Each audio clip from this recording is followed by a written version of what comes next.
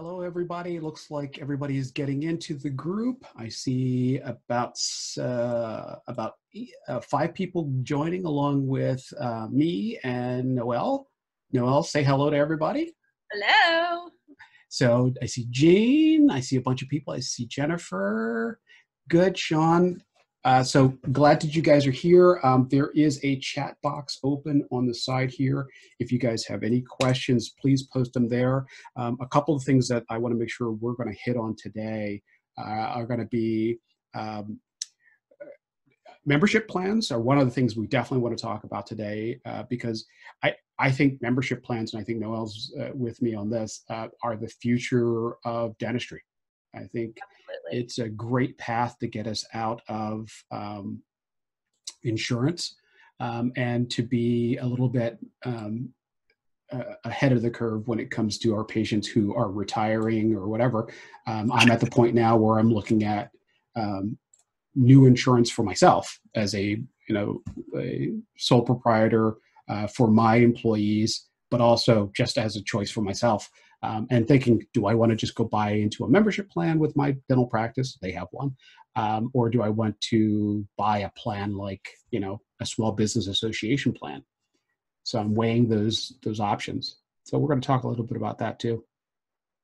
And I want to make sure that actually everybody is able to get in. I should just, let's see.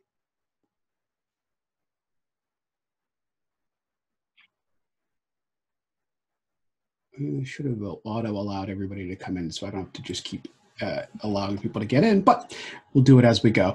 So let's see, questions that you guys have in the group, because that's what we started this Facebook Live as a question and answer session. So if you have any questions, post them away. I'll tell you right up front, if you have questions about unemployment during this process or those kind of things, not the place for it. I can't give you good answers to that.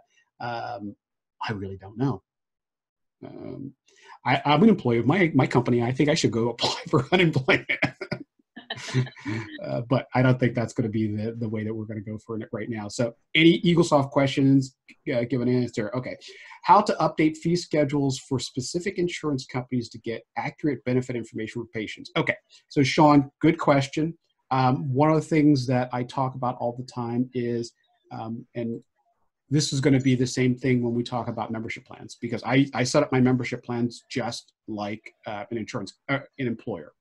So under list and fee schedules, 2 things that are important about this.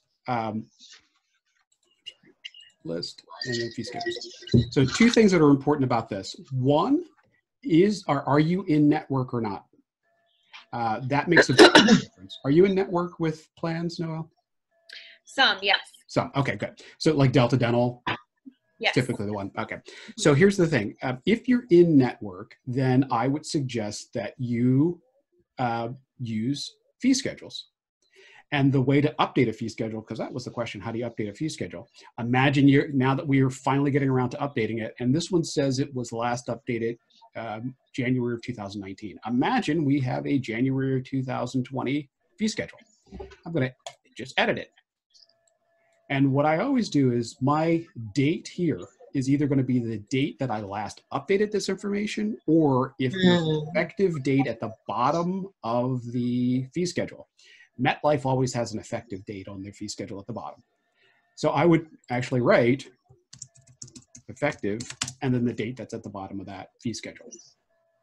That way, just at a quick glance, if you're looking at my fee schedules over here, I can tell what was the last time I updated the fee schedule. All right.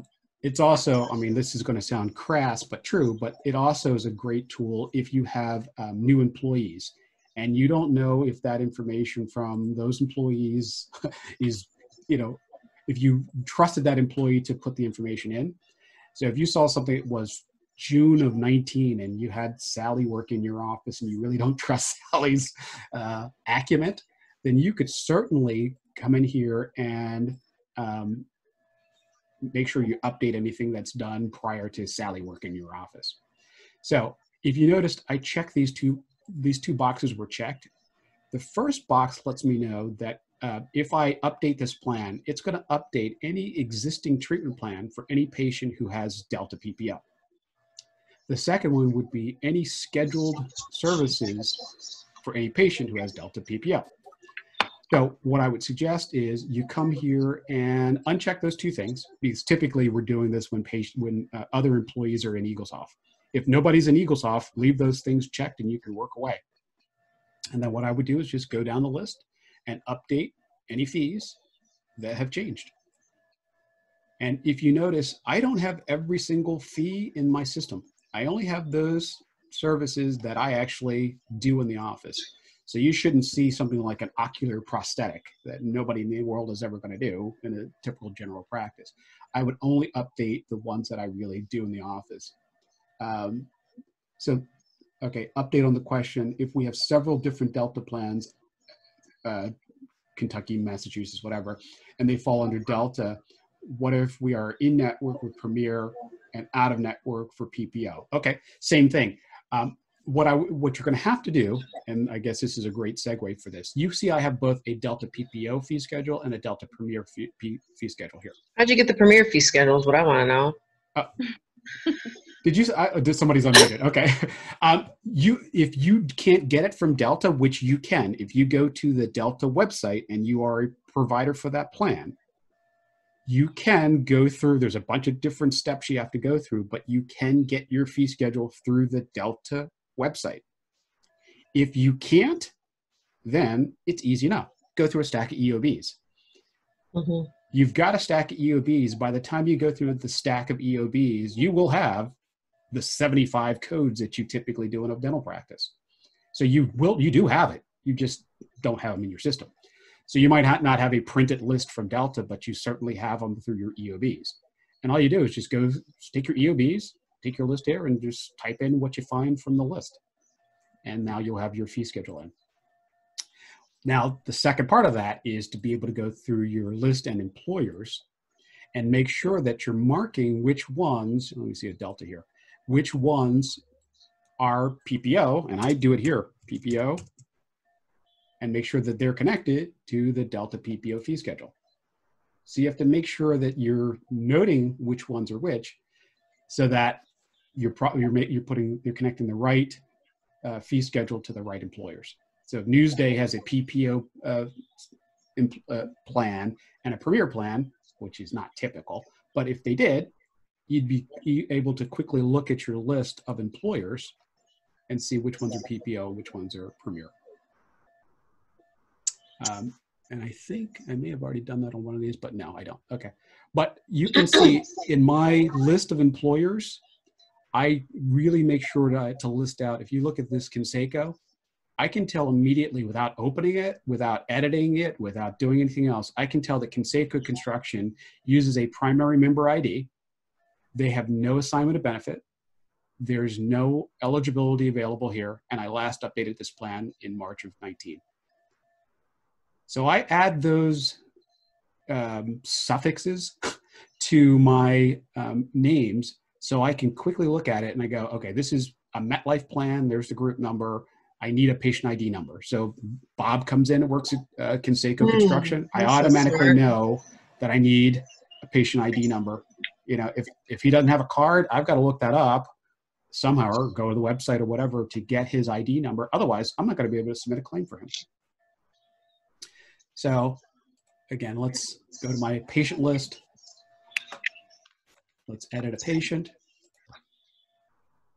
Come on. Everything's running slow. And if he tells me, oh, I work for Conseco Construction, I'm going to grab his employer. And as soon as I see Conseco, boom, there's my name. I know immediately what I have to do. And I can also say, oh, well, you know that your plan does not have an assignment of benefit that you have to pay us directly, just from the name. So everybody typically asks me, well, can I put an alert on the system? Can I put this on the... I don't need all that because I can see immediately by looking at the employer right there, what's going on with that employer. And because this wasn't updated hasn't been updated for a year, I better go in there and update their benefit information. So without any alerts, any flags, anything else, I can tell from that screen, I can tell from the walkout. I can tell from just about any place in Eaglesoft if that person has that information. And again, same thing back to the original question was, if they have PPO or whatever, I can pretty much tell all that information. Here's my patient info. Here's the insurance information. Right there.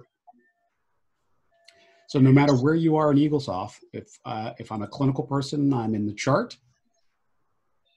All right, here's an insurance button here. And there's my information over there.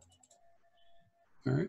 So no matter where you are in Eaglesoft, you should be able to quickly see what that information is. And you notice I have no pop-ups on my system because what we do is we typically ignore pop-ups. Cool. So I said earlier, if other people have joined the group, that there is a chat box open here. And if you guys have questions, type your questions here. PID. PID for me means patient ID number. You can use whatever you want. Yep. Primary member ID, whatever you want it to be. But PID in my office always means we need a patient ID number. If you look, and I'm going to show you guys how I quickly find stuff. Can you see the Eaglesoft field guide over here on that side? Uh-huh. Okay, good. So everybody's like, how can you find things so quickly in the field guide? Well, there's a search box over here, and I put employer. And I should be able to quickly find my career approach to employers. And how I set up my employers, it tells you right here how I actually go through and name them and how I put those things in there. So you should be able to figure out exactly how to do it. All those things are listed in here. I wonder if that search box is available on the mobile Facebook version. It is. It's kind of hidden at the top of the screen. Like you see where this little camera icon is? There is a little search icon there. So if you click just above the name of the group, there's a search box up there. Okay. On the mobile version. Good. Okay. So any other questions, guys? If you have them, post them here. There's some other people who joined in the group. Make sure that they get in. And let's see. How do you think quick fill lists is best to use in the typical dental practice? Good question. All right. So I'm going to pull back the field guide. And I have a whole chapter in here about quick fill. And I guess what? You know what? I didn't search for it properly. There's no space in quick fill.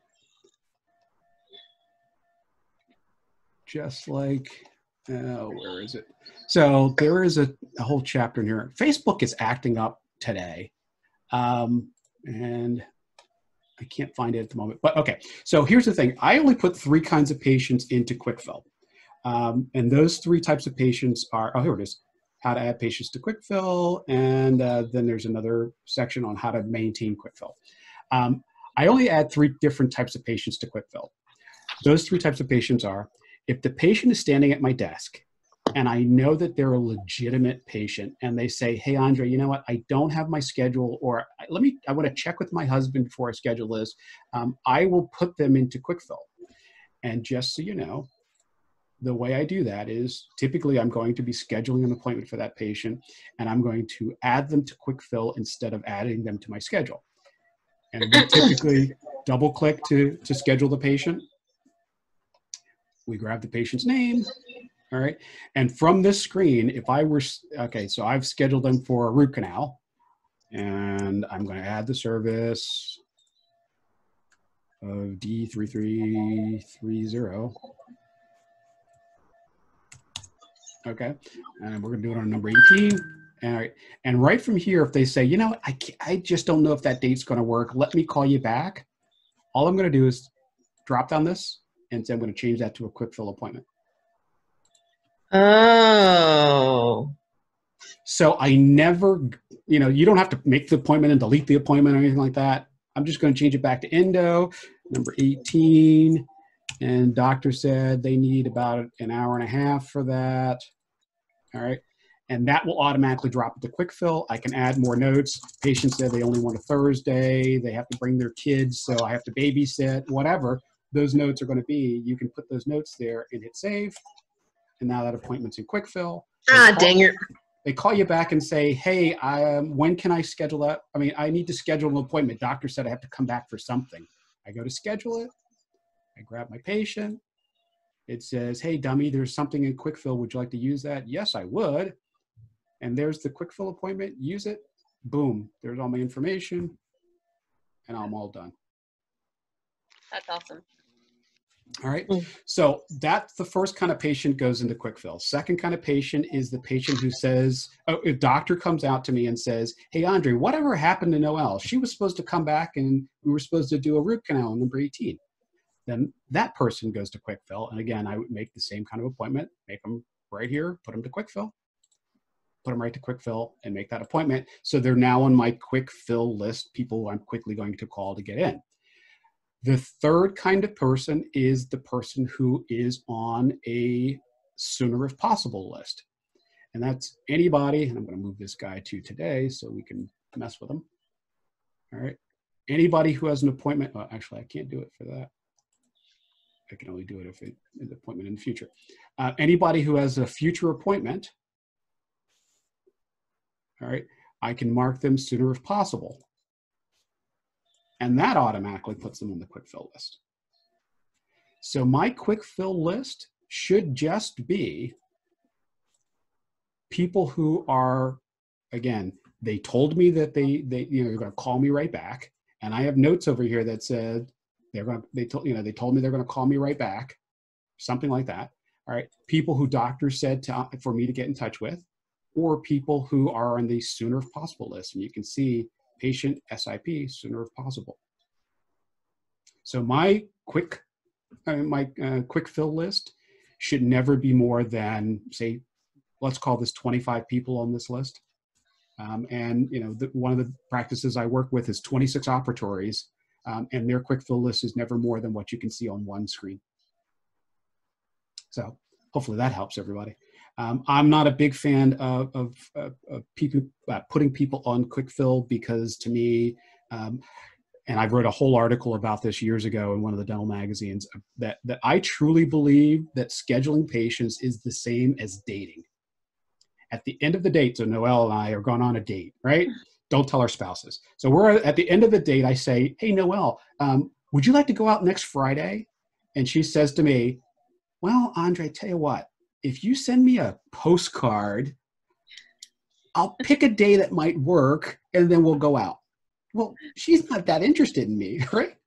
So if you're not going to make a commitment at the end of the date, at the end of the appointment, in my practice, what I would say is, Noel, if you don't want to make a date with me, I'll tell you what, I'll just put you in our inactive dating system. And if you ever want to go out with me again, you give me a call and we'll make a date. Other than that, I'm not wasting my time. It is a complete joke to keep putting people on a quick call list because you're doing damage to yourself by calling people and saying, hey, you want to come in for an appointment? Hey, you want to come in for an appointment? It would be the same as me calling Noel and saying, hey, you want to go out on a date? Hey, you want to go out on a date? Right. It's just pitiful. People really don't want what we are selling. So why don't we figure out a way to better set that up so that they actually do come in when we want them to come in? This is something where we set people up on a quick fill list and we've got information over here.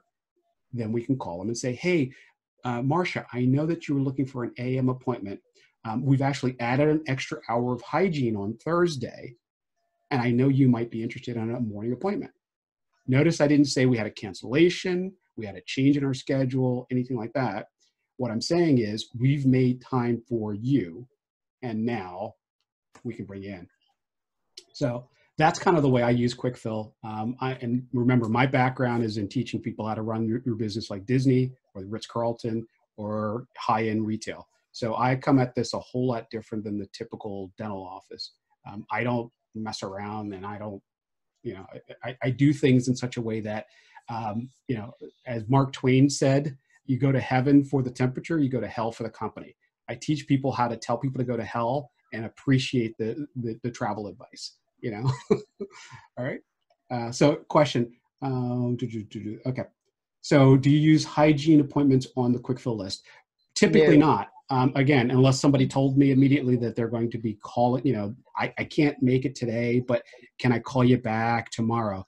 And again, I would do the same thing again. If I was dating somebody, I would say to them, well, if I don't hear from you by Wednesday, is it okay if I call you to make sure Friday is still going to work out?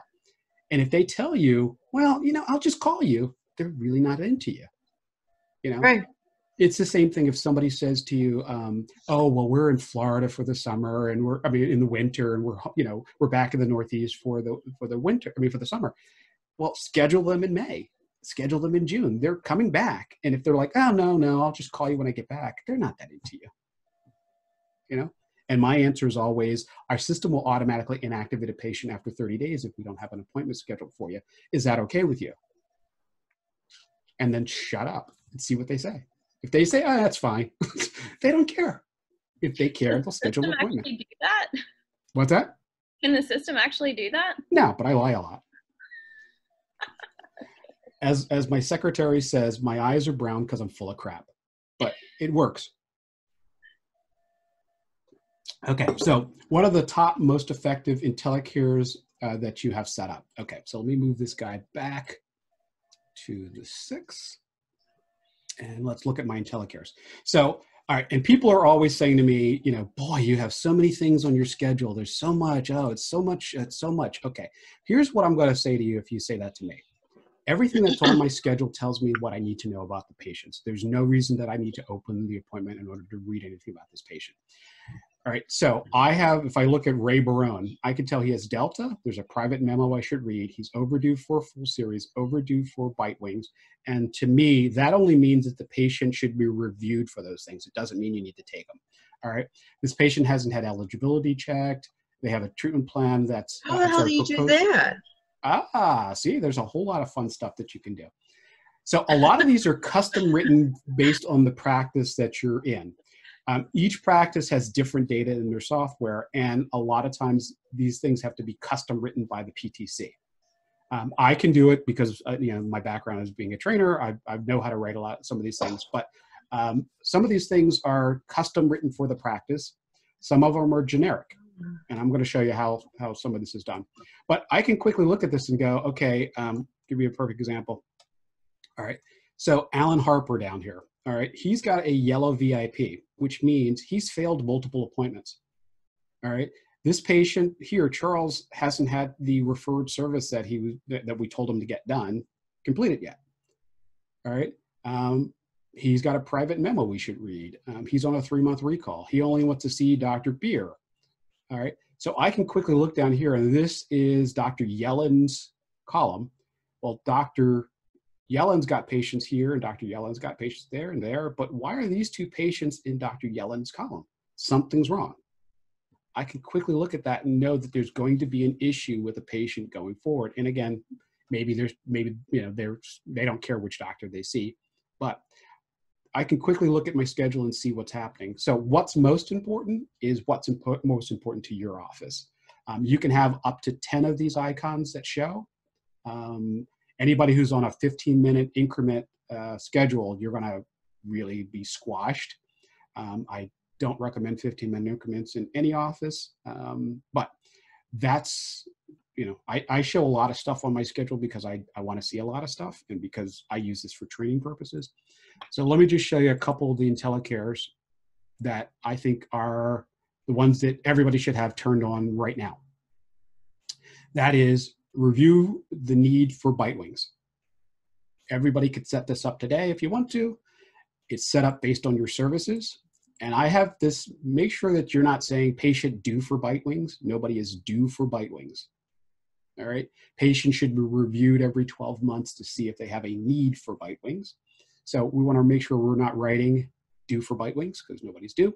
Then you put the service codes in here that would trigger bite wings. So there's bite wings in a full series. There's 2 bite wings, there's 4 bite wings. If you do 8 bite wings in your office, you want to include that there too. All right. I have this set for every 12 months and a day. This means immediately. So begin warning me immediately. And I could say, make this only for patients 5 and older or whatever. That's up to you. All right. And I have a green tooth that shows up down here. It says on the appointment. All right, and then down here it says on the virtual clinical screen. So you can pick and choose which one you want to see it on, the appointment screen or the clinical screen. And I'll show you what I mean when I say the clinical screen. All right. So that's the first one I would set up. The second one I would set up is for PANS and full series.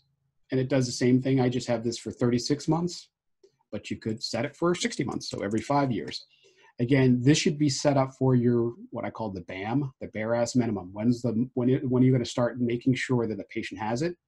At 36 months, you may get a whole lot of false positives where you see it and you think it's time, but they really are just, it's 37 months. So 60 months might be a better way to set this so that you see where patients sort of fall through the cracks. But those are the ones that I pretty much always set up. The rest of them are things that you could do by choice. This VIPF is a good one, and that is by account. If somebody has gone 15 days without sending me a payment and they have a balance that's over 30 days and their balance is over whatever dollar figure you want to put in here, then I get a red VIP that shows up on my schedule. And again, it's on my schedule or in my clinical screen. I can see that. And again, everybody can pick and choose what they think is best based on your practice. And again, I'm going to open up the field guide over here, and there is a, oops, if I spelled it right. There is a whole post with videos on how to do IntelliCares in your office, and it's right here. You do a search, you'll find this post. It says IntelliCares, Andre's IntelliCare webinar with examples, and it's got all the examples and how to set up those IntelliCares, what I just showed you guys. So that, just do a search in the field guide and you will find what I think are the best ones and what are the easiest ones. When it comes to the custom, if you have to come up with your scenario, call the PTC and ask them what if they're able to help you with that. I have a whole lot of customs that I've written here, but you're going to have to find out what's best for your practice. One warning, I'm going to open my schedule back up so you can see this warning. It is probably one of the only warnings in Eaglesoft. You see this red line right there. It says, using IntelliCare indicators may impact your overall schedule performance, which means if you use too many of these things, it could bog your system down where your schedule does not even open. So just be aware, you've got to really consider how you're using these and make a determination if you want to use those or not. So IntelliCares are a good thing, but you have to be really careful how you use them. So I hope that answered your question. Let me just make sure. So anybody, if you have a question, make sure you guys are typing it down here in the comment section to see, so we can make sure that I can answer any questions you have. So let's do this before anybody asks the question. Let's talk about membership plans. And one of the things that there's a couple things. If you guys use Clear, there is an article that I wrote about how to set up membership plans in Eaglesoft if you use Clear. If you use Boom Cloud, it pretty much works the same way as Clear. So the article would work the same way, just transpose the word Clear for Boom Cloud, it would work the same way. What I typically do when I set up a membership plan in Eaglesoft is I set them up as an employer. And you can see right here, I have my membership plan. So, and I have it in, and remember, this is not a real system, but I have it in my system actually 12 times. So I have my membership plan for January, February, March, April, May, et cetera, et cetera. And I have it set up that way so that I can send a reminder through RevenueWell or whatever system you use. Hopefully you're using RevenueWell, but I can send a reminder to all of my people who renew in April that now is the time to send me a check. All right.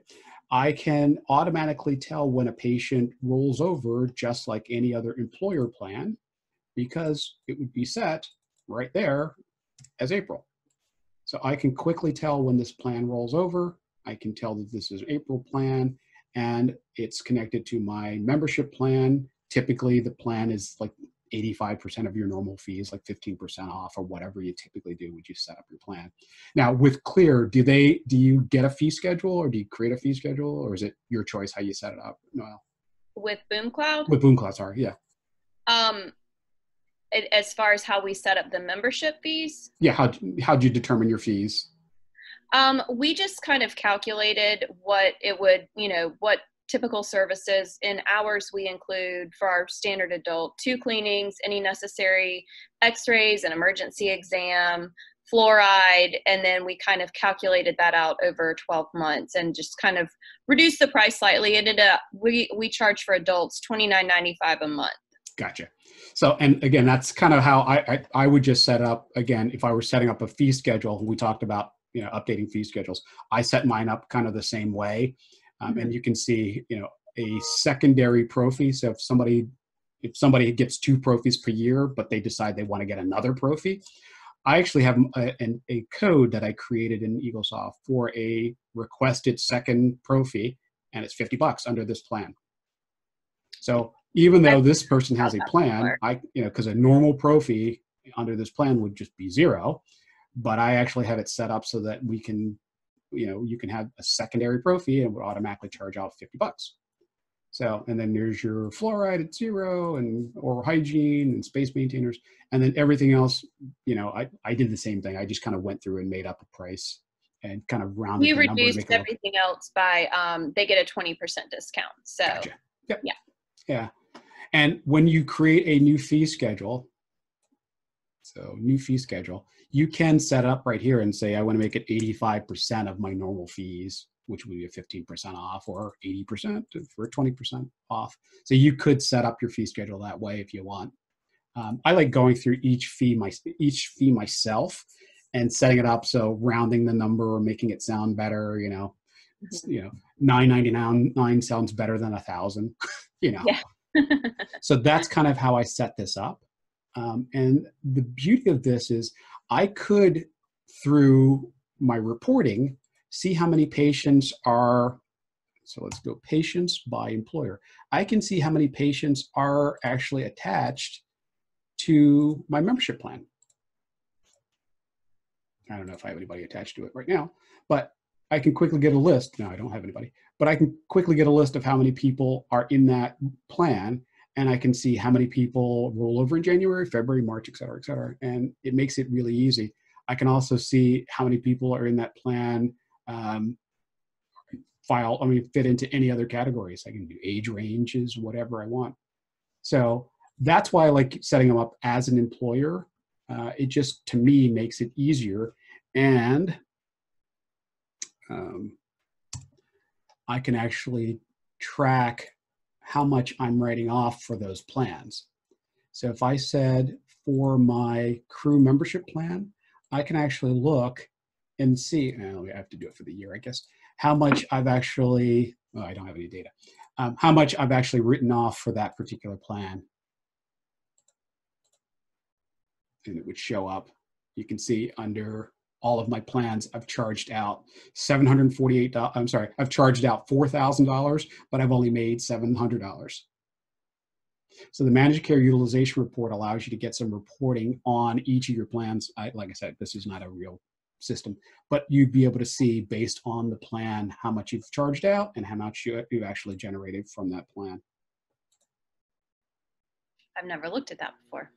Yeah, the managed care utilization report is, if you're in network with insurance, it is one of the best reports to look at. Because again, you can look at mine, and again, this is not a real office, but I can see these are my standard fees, and this is what I charged out. So you can see right here that I charged out $3,600. This is goofy because I shouldn't have had that. But I charged out $3,600 for this case, where my standard fee was 0. So that's really not a true number. So it's really, yeah, it's probably, I shouldn't have done it that way, but you get an idea. January of 2006, yeah. So everybody should be using your managed care utilization report if you're in network with any plans. It's a great way to be able to track your information. I'll say it again. If you guys have questions, post it over here in the chat box so that I can answer for you. If you look down at the bottom over here, there is a chat function. Alt-H breaks up the chat, and you can post your question. I'll answer anything I can. So let's get back to setting up your membership plans. I set it up, like I said, as an employer.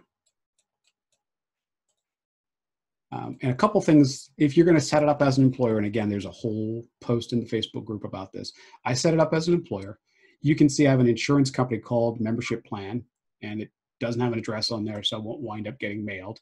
It will print a form, but I use the ADA 2000 form, not the blank ADA, but just the ADA form. See, if you use the blank ADA form, it will actually print the entire form out. If you use the ADA form, it will print, but it'll just print the words. It won't actually print the grid. And then over here in preferences, I say the patient's responsible for all and do not track the claim. So it prints a form, an insurance form, and then it closes the claim automatically. So it's there, but it's not there. But this for me is easier for me to track my membership plans so that I can see what happens. I can also track how many patients come in from that plan, if it's even viable. Again, through the managed care utilization report, you can see, is your plan working for you? Are you losing money by using this plan? And again, if you run the managed care utilization report against, say, a Delta plan, you can see, are you making more money through Delta or through your membership plan? Yeah. You know, so. And then again, if you use a company like Clear or BoomCloud or anything else, you can look at your fees along with these in order to be able to tell, okay, well, I had a 5% fee or 4% fee or whatever that fee is, along with the write-off that I'm taking. Is this a viable plan for me? So that's the setup. And again, like I said, there's a bunch of different write-ups in the software about it. I like doing it by myself in-house using Eaglesoft to manage it until you get to the point where you've got a couple hundred people in your plan, and then I'd give somebody 5% of my money just to manage it on their own, and then you're going to step out to do a BoomCloud or a Clear or one of those other companies. There is a company, and I can't think of it off the top of my head. If anybody remembers it, post it down here in the chat, that Patterson has been recommending. I've been seeing it in the Facebook group that Patterson's recommending. It's probably even billable through your e-services, but I can't think of the name of it. It starts with an I. I think it's Intelligent or something like that, but I can't think of it off the top of my head. So, but membership plans are a fantastic way to make sure that you are getting your patients off of insurance plans. One of the offices I work with here in Pennsylvania, we've actually converted almost every patient who had AARP into our membership plans. And what we did is we created a revenue well campaign through the Patients by Employer, and actually created these campaigns that went out to those people who have small business association plan through Delta or AARP, and saying, hey, before you renew that plan, consider the plan that we have here in the office. So it's a great tool. So. Yeah, we've had a great response from it. We actually have 218 patients on ours right now. We've been running it probably right at 2 years. And so I had a couple specific questions, if that's sure, go okay. for it. Yeah. Well, we're on it. Like we were talking earlier, so we do our billing monthly for patients, and the primary reason for that is because one of our offices is in a lower income area. So the acceptance of the membership we found to be more manageable if we offered a monthly billing solution. Mm-hmm. And from a overall revenue perspective with our accountants, they account for the credits that we receive, the deposits from BoomCloud. They run payments every day. It's kind of crazy, but yeah. Do you get like an Excel spreadsheet from them? Is that how it works? You get like a report from BoomCloud that shows who's paid? Gotcha. You can pull them. Yeah, you can pull reports like that, or the accountants just see the credits in our bank accounts. Gotcha. But we're not reflecting any of that in Eaglesoft. So that's one of my big questions. And then kind of like the second part of that is our providers who are paid based on a % of what they collect. How we account for that as well. And you know, our associate just bought into the practice in January, so it's a little bit less impactful for him. But in your guide, you know, it talks about the hygienist. In the way that you set it up, the hygienist gets credit for selling the membership. So I guess my first big question is there any way to account for the monthly income in Eaglesoft easily, which it doesn't sound like it that we can, but then the second part of it, go ahead. And then the second part of it is just discussing how because I know you had admin code examples and things like that, like how we put it into Eaglesoft and then calculate percent collection for providers. Yeah. So my theory is that even if they're on a monthly basis, that monthly amount equals an amount, the total amount, and it's $300 or $400 or whatever that might be. I think that full amount should be posted at as the patient comes in when they buy the plan. Okay. So imagine it's $400 just to make it easier. I think that $400 should be posted to the patient's account. All right. And then you just turn off the billing in that patient's account. So there's $400 of now a charge on their account. And then each month you should be posting that monthly amount towards that $400. So it's chipping away. So your associates are getting credit for paying on that monthly amount. All right. So it's got to be, and again, it depends on who, the hard thing is who sold that initial plan. Right. The way I suggested it in the field guide was that the first visit should equal your membership cost. All right. And this is just kind of a way of making it work out. So imagine I'm coming to your practice, my first visit to your practice, exam 4-bite weight, exam FMX, cleaning, oral hygiene instruction, whatever you would do on an initial visit. The total cost for that is $400. And included in that first visit is my membership plan. So in that, the doctor got the credit for the exam, the hygienist got credit for the bite wings and the prophy and the FMX. So everybody got credit through that $400. It's paid out. The same thing if it was going to be paid monthly, that $400 set on my account, Dr. Smith got $100 for the exam and the other $300 went to hygiene, whatever. As I'm paying my monthly amount, that equals $400, it's chipping away at that amount, and the doctors and hygienists are getting credit for that amount as the money comes in. So posting the 12-month value of our plan, I guess, puts a credit on their account. And then or a balance. Okay. Yeah. And then but it still requires monthly posting in our specific case of 218 plus codes. Yep. Every month in order to get that information to reflect in Eaglesoft. It does. And think about this. The problem with it is Illumitrack. Somebody just put the name of it up there. I know it was an I. Okay. So let's see, would suggest creating a payment plan on the account. I think Illumitrack. Yeah. Okay. So yeah. But a payment plan where you'd still be posting the number of patients who are on the plan. It's no different than if you're getting ERAs from an insurance company or getting ERAs from the insurance companies where they're sending you a debit and there's 300 people on that list. There's nothing different. And again, this is why I don't like them. To me, it is a lot of admin work, and there is nothing right now that automatically goes into Eaglesoft and reconciles it. So it becomes an administrative nightmare because you've got to reconcile that payment to that patient's account. Mm-hmm. It's, it would be the same as imagine if once a month Care Credit sent you one payment for everybody who had Care Credit. Mm-hmm. You'd still have to divvy that money up amongst the people who are in that thing. You get a Delta payment and there's 50 people on an EOB. It's the same divvying up the amount. So there's no easy way, and that is one of the first reasons why I didn't like the idea of monthly payments, because that means however many people are in the plan times the number of payments you have to post every month. It just, to me, is an admin nightmare.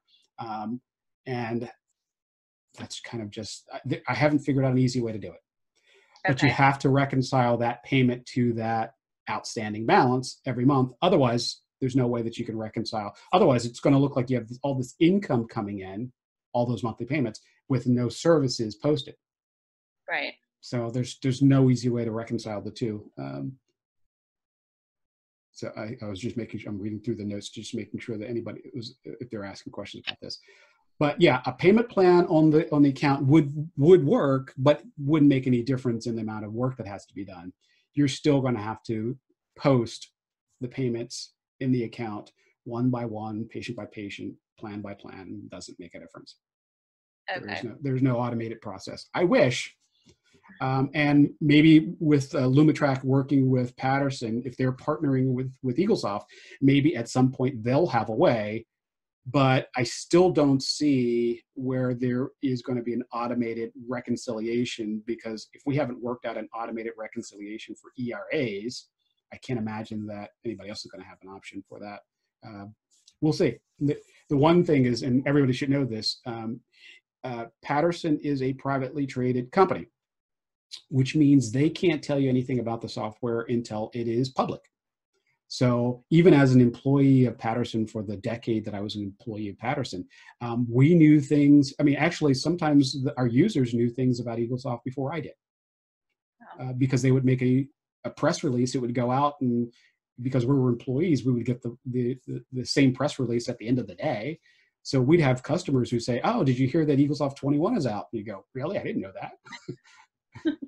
So it's one of those things where we know at the same time the public knows. So Lumitrack could be making this thing in the background, and Eaglesoft 22 could have that built in, and reconciliation of ERAs.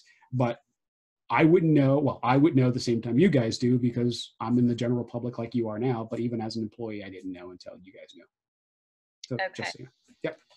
So I wish there was a better way, and like I said, I worked with Clear to try to come up with some best practices in order to do that, but there just isn't a way. You really manually have to do that. And I knew from Zoom from Clear that they did send a monthly report in order to be able to do that. Mm-hmm.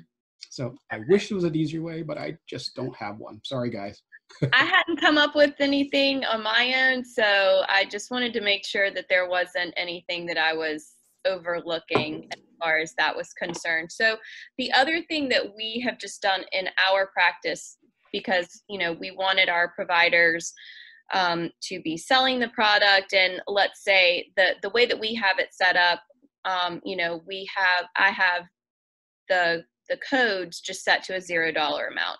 Mm-hmm. So then we decided with our hygienists, if they've done x-rays, if they've done bite wings or full mouth series, or if they're actually just seeing a patient who is a dental savings plan member, we've associated just values with that to kind of, so that they just don't get zero, collection for that appointment. So then they're mm-hmm. not encouraging patients to join the program. Is there anything like from the admin side, or like from the admin code side, where if they used admin codes instead of, or how we have the standard code set up? I've never used admin codes, so this is so interesting to me, mm-hmm. where we could have somehow it reflect that dollar amount when they go to post the codes to the account in some way, so that like the overall fee is billed as, like, it doesn't create a balance on the account, but somehow it's going towards their collection numbers. Yeah. I mean, is that it, so that at least as the patient, and it's less of an issue for our doctor providers, because, yes, our patients are getting the 20% discount, but all of those fees are adjusted that way. So, what they owe, the 80% applies to the account, they pay their bill, but it's these $0 codes, specifically with the hygienist, that they're not getting credit for anything because all of those codes are set to $0. Yeah. Well, if we go back to the managed care utilization report, and again, I want to just process this just so you guys can see it. Again, in this managed care utilization report, I can, let's get out of that one. That was for the 13th. I'll go back to the date range.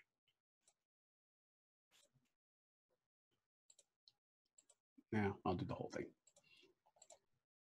Ignore the bottom line number because I was fooling around with this. But if we look up here, I can tell that we charged out $60 and we got $60. But when you look at some of these other things, and it's not going to tell me. I messed up. I shouldn't have used this. But if you have your standard fee, just as an example, say your standard fee is $100 for your pro fee, but under your membership plan, the fee charged is $0. Right. So you could have $100 here and then $0 as the fee charged. So for tracking purposes, you could look at this report by provider. So you could say, let's look at Barbara as the hygienist. Mm-hmm. Run that report and see Barbara's got $300 this month, $300 worth of charges under our membership plan, but the actual net amount is $0. But she did have $300 of value that month. And then so you could track it. Okay. Yeah. And again, this is one of those things where internally inside the office, we can make a choice how we pay providers on these things. I always say, like, for associates, when I hire associates, I say immediately, you're going to get paid a percentage of production. I never do collections because I know that my collection ratio is 90%, 95% of production. So I always tell them, I'm going to be paying you on production and you're going to get paid with a 10% hit. So you're going to get, a percentage of 90% of your production. Easy enough. I'm not going to penalize you if my front office can't collect. All right. So you're going to make, let's just say 30%, 40%, whatever the negotiated rate is, of adjusted production. All right. And then you won't get paid for these 0 fee services that we do for the membership plan, because this is just like a Groupon or anything else. This is getting somebody into my restaurant so that they then buy the steak. I'm giving them a free dessert so they buy the steak. So you're not going to get paid for this, but hopefully you'll see some restorative care from this patient. Hygiene will get money for it. You won't. Sorry, it's just the way it is. But it's the bigger picture. You're playing a bigger game. This is a long haul. You're building a relationship with the patient. Eventually, if they're here for the 40 years that the practice should be around, you will see benefits from this patient coming through this membership plan. And if everybody's not on board for that, then it's probably not a good fit to put a membership plan in, because you can't give away services at the same time expect to make money off of it. So, but this is a good way of tracking. Again, you could probably run it because you're doing an adjustment now, or you're using a fee schedule. Yeah. I have the employer and insurance company set up exactly like how you suggested. Okay. So you should be able to run your managed care utilization report and be able to see this number work out. Okay. Yeah. So anybody who's got it has a fee schedule attached to an employer. If you run that managed care utilization report, you're going to see how much you charged out to Delta in 2019 and how much you actually charged the patients in 2019. Mm-hmm. And the same thing if you had it set up as a membership plan. Anything you have as a fee schedule will work out that way. I'll have to look into that and see maybe if that will help us. I mean, they're having to keep track of it on a patient by patient basis at this point for us they turn in monthly, when we're doing payroll. So maybe that becomes an easier way to calculate those values. Yeah. And like I said, the best part of this is we can actually look back and see, is this plan working for us? Is this something that we actually should be doing? Because if it's not, that's a whole different story. So. Awesome. Yep. So let me hit a couple questions here. Hypothetically, I just bought the office. I want to clean up Eaglesoft database to make it as useful as possible. What are the first 3 things I'd recommend? Okay. So I just posted in the field guide, started a whole new post, cleanup. So I just posted a whole new thread about the first things I would do in order to do a cleanup. And I think this might be where it was. Yeah. Maybe that's it.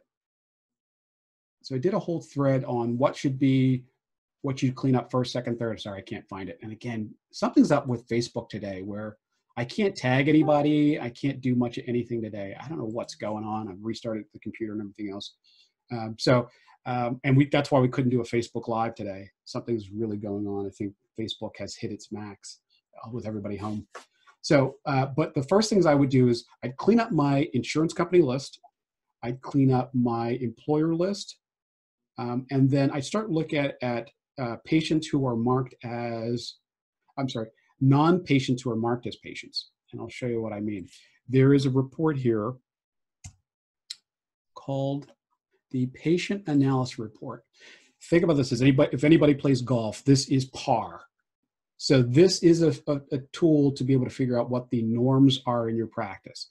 If you open up the Patient Analysis Report, all right, and you look at this report, I can see I have 55% of my practice is male, 44% of my practice is female. This is almost never correct. Typically, it's 60% female, 40% male. And anybody can run that number in your practice and see that. Men don't typically go to the dentist. So if you look at that number, if you're not 60-40 female, something's wrong. And typically what's wrong is you've got dads marked as patients when they're really just policyholders or responsible parties. All right. Now that's a sexist statement, but it's probably true, you know? But so if you look at that, you could probably find out what's wrong. But then if you look over here and you look at patients without a first visit date. So patients without a first visit, how can you be a patient and never have a visit? So I have 18 people in my system who are patients who've never had a visit. So that immediately tells me that they're probably not viable patients. And if I look up here, patients without a last visit, so there's 20 people in my system who never had a visit. So let's just go here and look at patients without visits. All right. And here's a list of patients who've never had a visit. And if I go down here, there's one female and almost everybody else is a male. All right. So I can quickly go down this list and go, okay, here's a bunch of people who are patients in my system who aren't really coming in. So those are patients without a first visit or patients without a last visit. But the patients without visits, if you go through that list, you're going to wind up cleaning up a bunch of people who are marked as patients who are really just responsible parties or whatever. If you convert it from another software, SoftDent was notorious for creating patients who weren't real patients. They were policyholders or whatever. So just be aware that if you go through this patients without visits, you'll find a lot of people who have never been in the practice before, but are probably responsible parties or policyholders. The only people who would be on that list who are actually patients who've never had a first visit is somebody who made an appointment within the last couple of days and they haven't been in yet. But that could be 20 people in a month or something like that. And the way to clean that up is just to uncheck the patient box on the edit preferences screen. Exactly. So, and I'll show you a quick way to do that. So I'm going to preview my report. And then as I print this report, I don't want to print a paper report. Well, you could if it's just a few people like my list, but I'm going to send these people to InContact. And most people have never used InContact before, so I'm going to show you how to use it.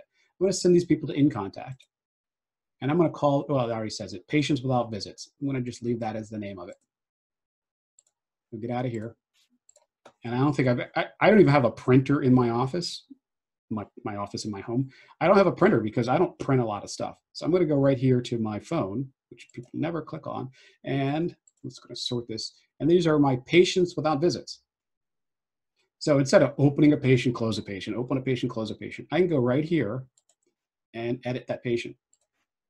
Huh. Fix it, uncheck the box, go to the next person, go to the next person. And then when I'm done, just delete the whole list and clear this list. This is exactly how I would suggest that people do outstanding balances or anything else. Send them to InContact. You have a list now. And then what you can do is, here's your phone number, call them and say, hey, give me my money, right? And you could collect the money, say collected the money or the phone was busy or whatever. And then if you get busy, hit okay, come back to your list later on and it's still ready to go. So InContact is the equivalent of, if you know anybody is as old as me, you used to print a report and then you'd write your notes in the margin of those reports. Well, it's the same thing. So here's my little notes field and I can write a note there. All right, I can mark here that I left a message for the patient. And then if I get busy, close it, come back to it, and I can start again. So it's a great way to be able to, digitally, or paperlessly work a list. And whatever that list is, you can have perio follow-ups. You can have a bunch of lists here that you can sort them all together. So I have my perio follow-up list. I have my state patient list, because these are all the patients who work for the state of Pennsylvania. So I can quickly work these lists. Imagine I found out that people who work with the state of Pennsylvania now have coverage for whitening. I make my list, and I can go make phone calls. So interesting. Hope that helps. All right. So that's what I would do to start cleaning up some lists. I do have a suggestion for tracking patients who do not reschedule hygiene patients since you don't use quick fill. No, if they don't, okay. So good question. Somebody said, how do I suggest following up on patients who have hygiene, who haven't scheduled hygiene? That's what I use Revenue Well for. And to me, it's a well of revenue. I really, that is my way of getting people who don't schedule hygiene. The key to that is don't make these little silly, like Garfield postcard kinds of things that say, we miss your smile. It needs to be direct into the patient to say, we need to know, are you active in the practice or not? Are you coming back or not? Let me know. Should we go out for another date or not? Otherwise, move on. So I use Revenue Well to do that. I don't spend a lot of time chasing hygiene patients. And I have hygienists calling me all the time, crying, saying, we're slow and my doctor's making me make phone calls. And I say, you make way too much money to be on the phone. Sorry. I'd rather that you do something else. Do this. Go to Activities, Practice Management, and Money Finder. And this is what I suggest that you do. Right here it says, show me everybody with insurance. And I want you to put an age range of 7 to 14 years old. And I want you to go down here and say that they lack a completed D1351. So this is everybody in my system with insurance between 7 years old and 14 years old that's never had a sealant, and run a list and make those phone calls. Because guess what? That is in the typical office, a $200 procedure that takes you 30 minutes. That is free for the most part. If you're in a PPO, it's a free service. So imagine coming out of this crisis, and instead of calling and saying, hey, Andre, would you like to come in for a checkup? Saying, hey, Andre, the kids haven't had sealants. This is a great time to make sure that you get them in for sealants. It's free. And nobody wants to say the free word, but it's free. So it's a better list. And it's as simple as running what's called Money Finder for people with insurance between 7 and 14 years old who don't have sealants. Same thing. Let's try all patients who had a D3330. So they had a molar root canal, who have a completed molar root canal, and they lack a completed crown. D2740, or whatever you do in your office. So everybody who had a root canal, but never had a crown. And run a list of those people. So imagine I have a list of 10 people. If I get one of those people in, I've made, let's call it $1,500. But if I get a list of 100 hygiene patients in, I made $1,000. So what would you rather go for? So this is a better way. If doctors has just done an implant course, show me everybody who has a completed D5120, lower denture, and put a date range. So, more than 5 years ago, and they're between 55 and 68, let's say. Show me everybody who has a lower denture, who's in an age range where they are still, in the dating market. They're still thinking they don't want to put a denture in a cup. That's a great opportunity to find people who had a denture who might be viable candidates for implants. And let's send a marketing campaign out for them and target it so it says, you don't want to put your denture in a cup at the end of the day. You want to go dating. So if you create a marketing strategy, build the campaign, and then be able to go back and do that. So that's a better way to go after it than going after hygiene patients. Hygiene patients are the people who call you all day long, every day. All right. Let me go to the next question. Would you suggest creating a payment plan on the account? Okay, let me try. Oh, that was the question we already talked about with payment plans for that. All right. How can I get the recording version of this meeting? Okay, so this is being recorded now. When it's done, I'll cut it up and it'll be on YouTube available. I'll post a link in the group. So Cyril, you will have a copy of the video available to you. Do you recommend tracking all referred services to specialists? How do you complete those services? Oh, one of my favorite questions. Okay. So back to the way that I see Eaglesoft. Eaglesoft to me is a GPS.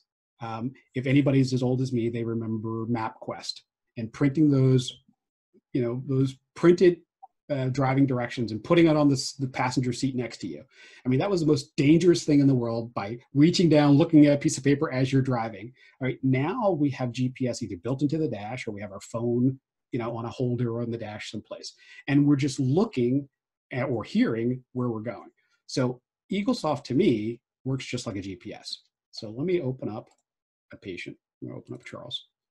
So here's my GPS. As my providers walk into an operatory, the GPS screen sits in front of their face. And I can see right down here everything I need to know about a patient and everything I need to know about a patient up here.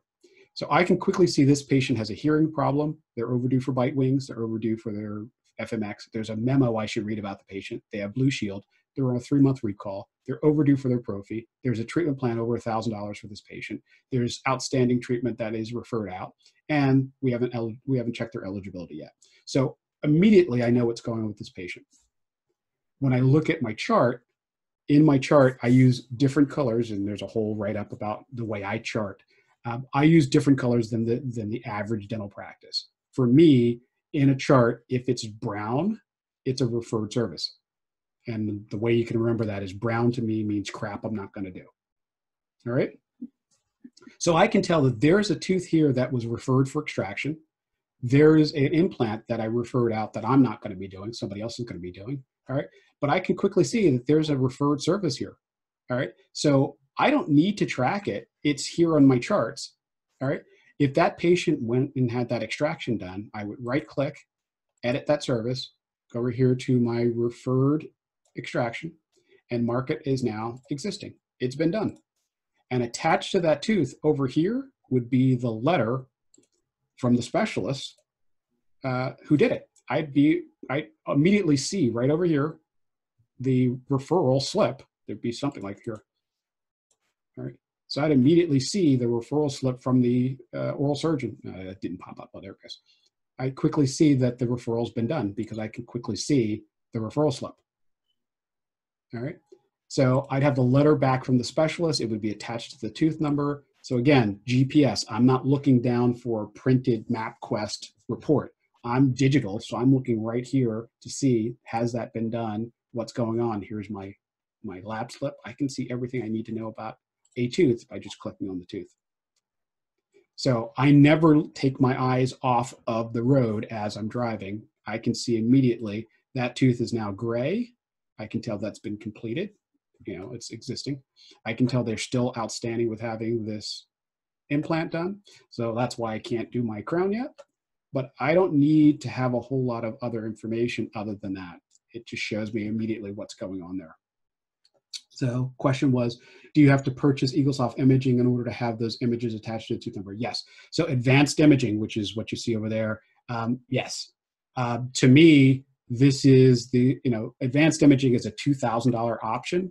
But just like, I wouldn't buy a GPS built into a car today because everybody uses their phone. But if 5 years ago, if GPS built into my car was an option, I would gladly pay $2,000 to have had that back then.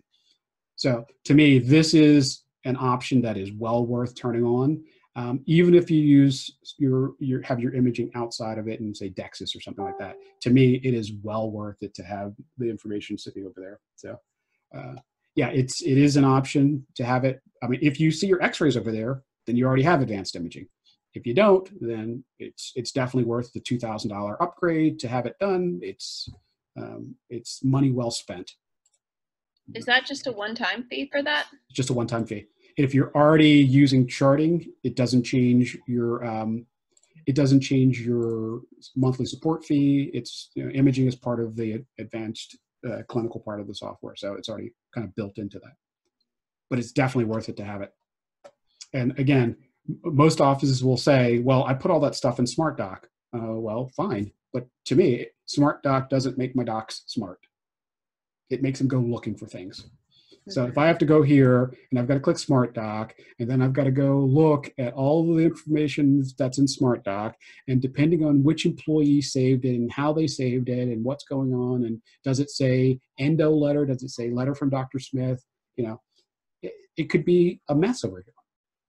So for me, it's easier for me to click on a tooth and immediately look over here and go, oh, there's the predetermination. We got it back from the insurance company. I don't need to look anyplace else.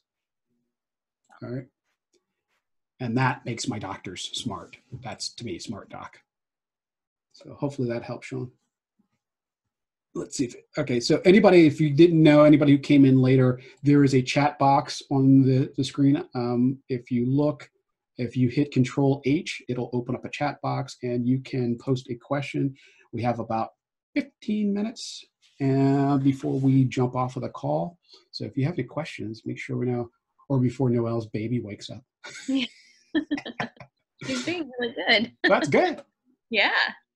And my landscaper stopped cutting the grass, so they stopped the noise out there. So that's great too. So let's see. Anything else that you could think of since you got the floor? Anything you can think of?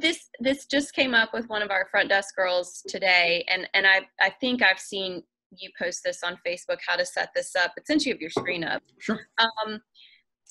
Setting reports to a fake printer so they don't print, especially with your like end of month, those big reports. And I haven't really looked into how you set that up, and then how that changes if there is a report that you want to print, and then how you actually get that one printed when your printer preferences are set to a fake printer. Yeah, so in the printer preferences, you can see my printer preference is Microsoft Print to PDF. And in Windows 10, Microsoft Print to PDF is an option.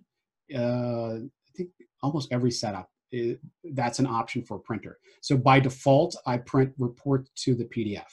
So, and again, I do have a printer networked in my house that I don't even think there's ink in it or paper in it, but I do print to PDF for everything. Now, if I decided I wanted to actually print it to paper, I could choose my printer. Right. But my default is always and you can see it in the list right there, Microsoft Print to PDF.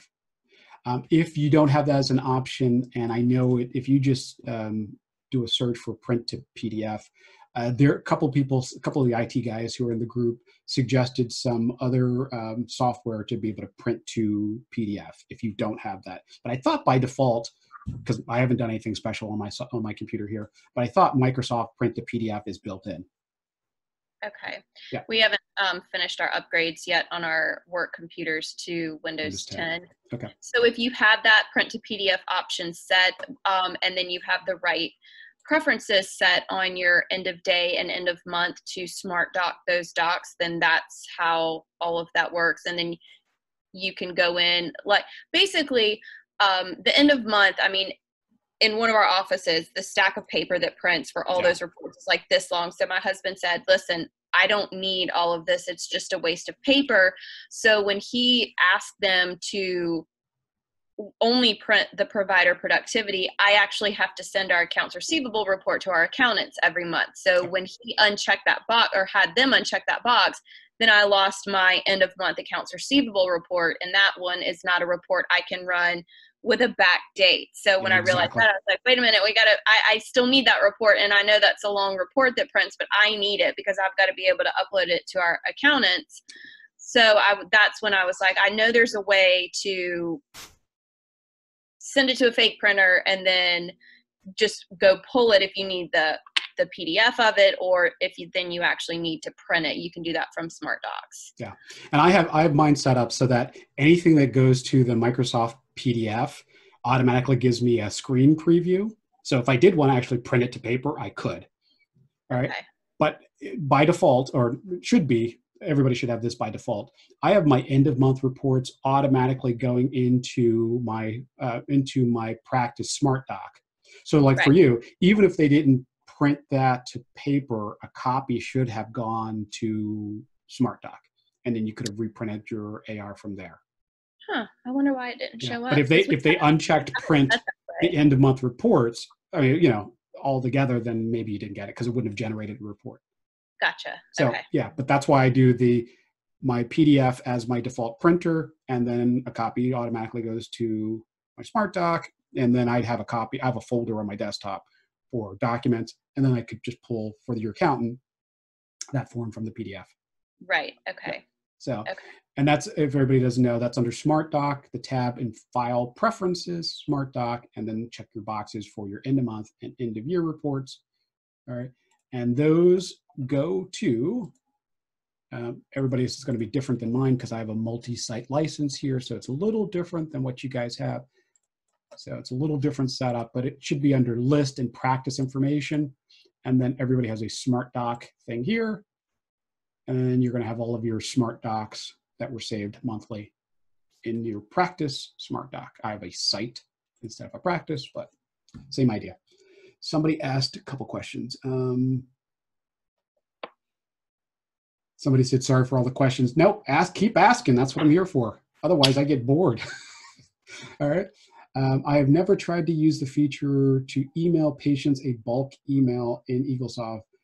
Do you know how to do that? Also, do you have to use Outlook to do that? Yes.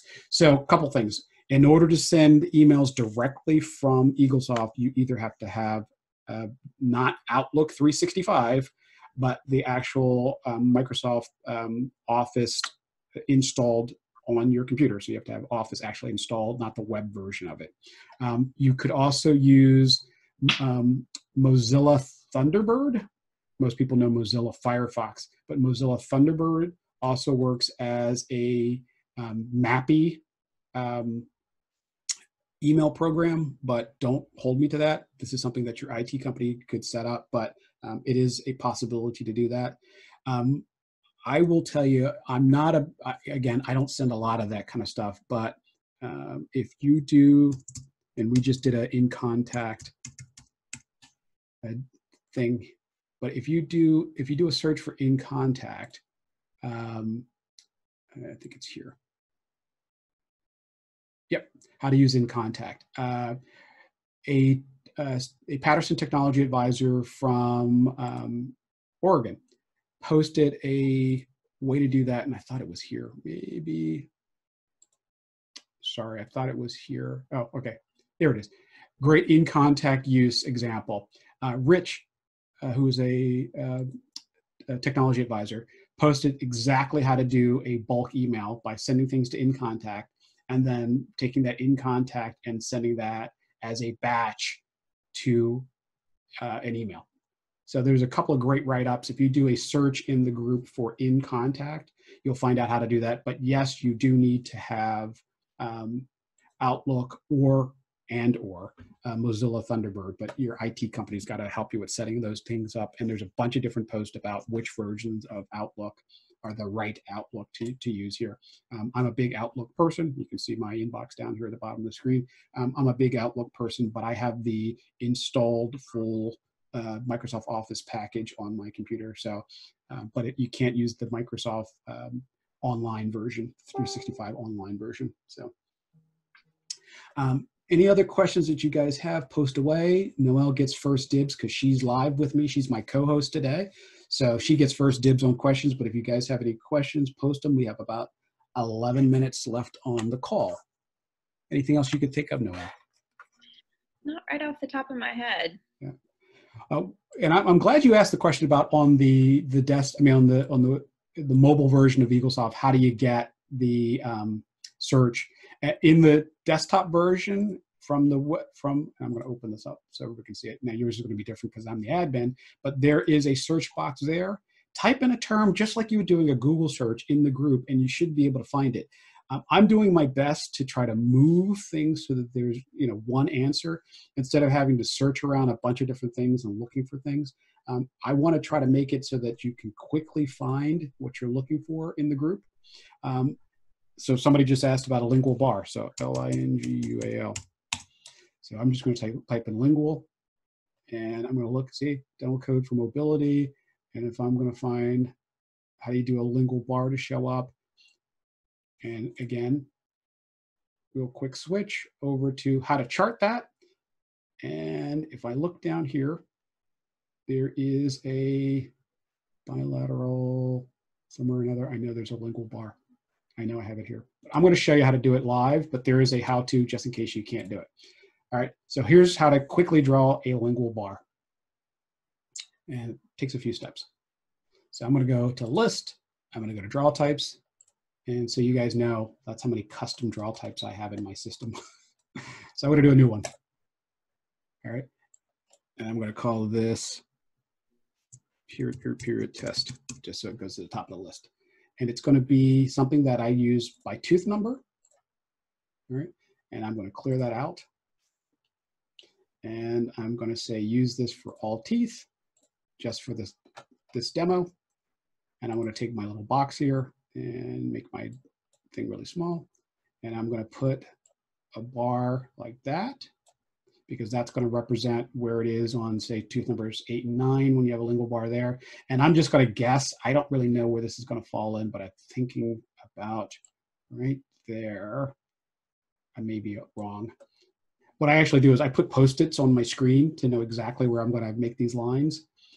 So I'm going to hit save, close, and I'm going to edit that. And let's see. I'm going to uncheck use for all teeth. And then I'm going to get my eraser, make it really big, clear that one out. And this is what you have to do. You have to draw it 16 times.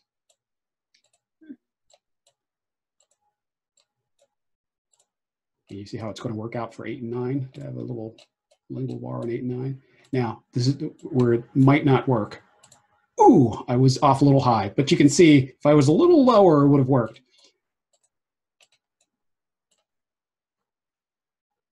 Now I have a lingual bar.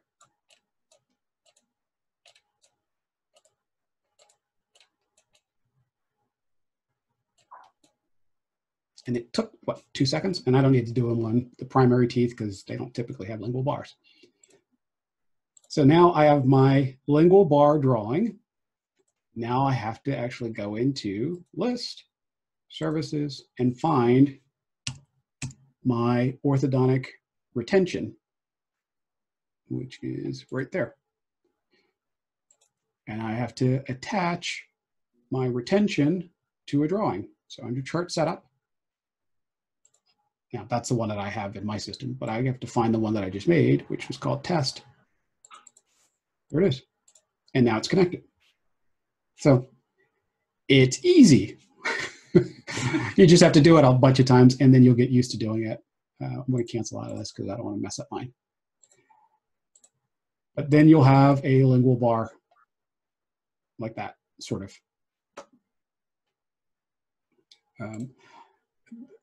Custom draw types, which is what we just looked at, they're easy to do, but it takes a lot of thought. Just as an example, here is my drawing that I use for all ceramic crowns as opposed to PFMs. And if you can see on an all ceramic crown, my occlusal surface is pixelated. What I have to do in order to draw this is literally go here with an eraser that is 1 pixel and actually erase every other pixel. And I did that 32 times.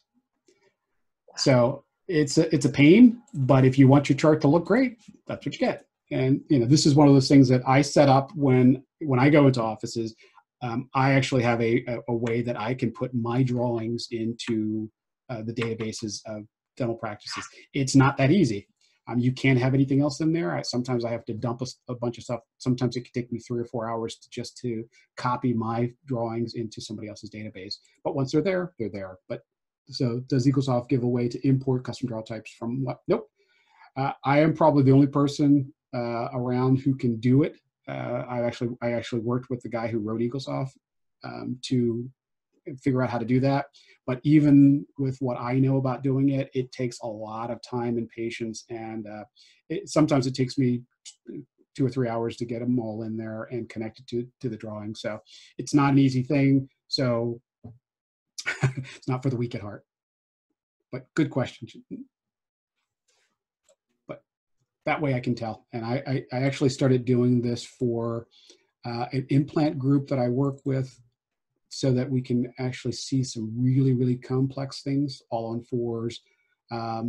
and I just did a trifoil system, which I didn't even know. I didn't even know what a trifoil system was until I started working with these guys. I don't even know if I have it here, a trifoil system. So it's like one implant on 3 teeth or something like that. So again, I didn't know what it was until I started working with this group. So that's the trifoil system, where there's like one bar with 3 implants and it holds 4 teeth. So I had to go in and actually do some custom drawing to make that work. So, but on this patient, I can tell that they have a sinus graft, they have bone graft, they have an implant. That implant is screw retained as opposed to cemented in. So using custom draw types, you're able to see a whole lot more than the average person. So, but it does take a lot of time and patience to do this stuff. So it looks like we got 4 minutes to go. So any last thoughts, any questions? Hopefully you guys are making it through this crisis. And everybody should be working on their membership plan. So when we come out of this, we're starting to steer our patients towards membership plans instead of insurances. How often do you visit private offices? Well, before March 17th, last year I did 148,000 miles on American Airlines in 2019. So pretty much Monday, Tuesday, Wednesday, I was in an office. I don't train on Eaglesoft. What I do is help people use Eaglesoft better. So I don't go into an office that says, oh, we have new people and they want to learn how to use Eaglesoft. That is for you to bring in a Patterson certified trainer to learn how to use the software. I can tell you how to get more out of the software, how to utilize it better, kind of what we've talked about today. How do we incorporate treatment plans? How do we incorporate Zoom or Boom Cloud or those things, Lumitrack? That's different than training. My mother is a teacher, so she would say the difference is the difference between teaching and training, because you can train a dog to sit, but the dog eventually doesn't know why they're sitting. They just do it because they're tired of you saying sit. But if they learn, that's a different story. So teaching is different than training. So I'm happy to teach an office how to do something, but I don't do training. So, but I'm in an office all the time. Hopefully when we get back on the planes, I'll be back in offices again another, 100 days a year or something. 150 days a year is probably what I did last year. So is it like a 1 day or 2 day? How long do you spend in the practices, or is it really dependent on what the practice is interested in? It's a need-based thing. So typically what happens is when I do and actually I started doing this program with Patterson. So what I would do is I would fly in. I just did this in Charlotte over the summer, last summer. I flew into Charlotte. I actually went to the office ahead of time and did some of the setup behind the scenes. And then I got everything set up and just kind of sat in the back room and did all this draw types and all that stuff. And then we both, myself and the technology advisor, spent the entire next day teaching the office how to utilize it while I was teaching and she was actually inputting some of the stuff in Eaglesoft as we were going. So it was kind of double teaming everybody. So I was there a day and a half, which is a typical thing. So typically, and that's why I say Monday to Wednesday, I'm in offices. But, like Monday, I'll fly in and do all the stuff behind the scenes. And then Tuesday, we're working on the office the whole next day. So it's like a day and a half, but it's a day where we don't see patients. I like telling the office the first hour to see patients because I kind of like to see how offices do things. I want to see their flow. How they do their handoff with the patients at the front desk. And that gives me a sense of how we are going to actually make things work better when we do stuff as we go through the process. So it's like a day and a half. Okay. So somebody asked a question, they snuck something in here. So to change the way a DL resin shows up on the pictogram, does that require custom draw type? It does, but I don't differentiate a composite from an amalgam. Let me open up another patient. In my software, a filling is a filling is a filling. If I do what does she have a DL? If I have a DL on that tooth here as a resin or a DL as an amalgam, They look exactly the same. All right. And I don't care because the patient's sitting in the chair and I can look and see what it is. I can look down here in my ledger and see what it is. So I don't care if the fillings look the same in the odontograph. Typically my patient's here and I can tell, or if I clicked on the tooth, I'd have an x-ray and I'd be able to tell from the x-ray if it's a composite or amalgam. And I know if it's on 8 and 9, it's not an amalgam. So I'm not really that concerned about if it shows or not. It is possible, I'll do it as a watch. It's possible to have another draw type for a different material, but that, when it becomes a occlusal, is really hard to see. So to me, it doesn't matter that it's a different material when it comes to composites or amalgams, because we have 10 other ways to be able to tell if it's one or the other. So I don't do custom draw types for amalgams or composites. All right, the problem is that the fillings show up much larger than what it is. It's true, they're going to, because you're not going to have an anatomical drawing. And just so you know, if you want your fillings to be more anatomical, in preferences, and I know we're over time here by a minute, you can tell I'm a former front desk person trying to make my schedule run on time. If you want, you can actually go into the summary services setup. So I went to File Preferences, went to my chart tab, and you can go in here and actually say, okay, I want my occlusal to not include the pit, not include that pit, and that's what your occlusal is going to look like now. So you can go in here and actually clean this up to make it even better, but it's not something I typically do. But if you wanted to, you could make it even better. Oh, Lester's funny. He said I didn't have to have a haircut. You're right. Actually, I did. I got it cut last night. I locked my barber in my house. But yes, you can actually go in and actually make your your amalgams a little bit more anatomical, but they're not going to be truly that way.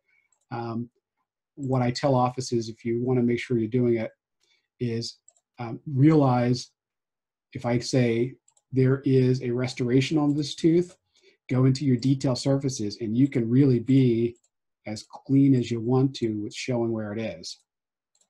So you can go in here under detail surfaces and actually make it as detailed as you want to be able to show where it is. My favorite is when patients come in and they have that mesial pit, distal pit amalgam. So you can really show it like it typically shows, as like snake eyes. So you got that option. So hopefully that helps you guys. Thank you so much. My pleasure. My pleasure. I'm glad to have you on today, and I'm glad everybody is safe and sound. And you guys know if there's any questions that come up, you're welcome to send a message to the Facebook group. You can, send me a private message. You can email me, text me, whatever. You can always go to my website, and there's all kinds of ways. There's actually a button right on the website now. I just made sure to set it up where you can automatically dial me. I'm always open to your questions. Happy to help. And we started the new virtual skill development, so you can actually set up a day and we can do a Zoom call like this directly with your office. So anything you guys need, I'm here to help. Thank you, Andre. Thank you for everything, and thanks for being my co-host. And absolutely. We will talk soon. Thanks for everything, guys. Bye. Bye-bye.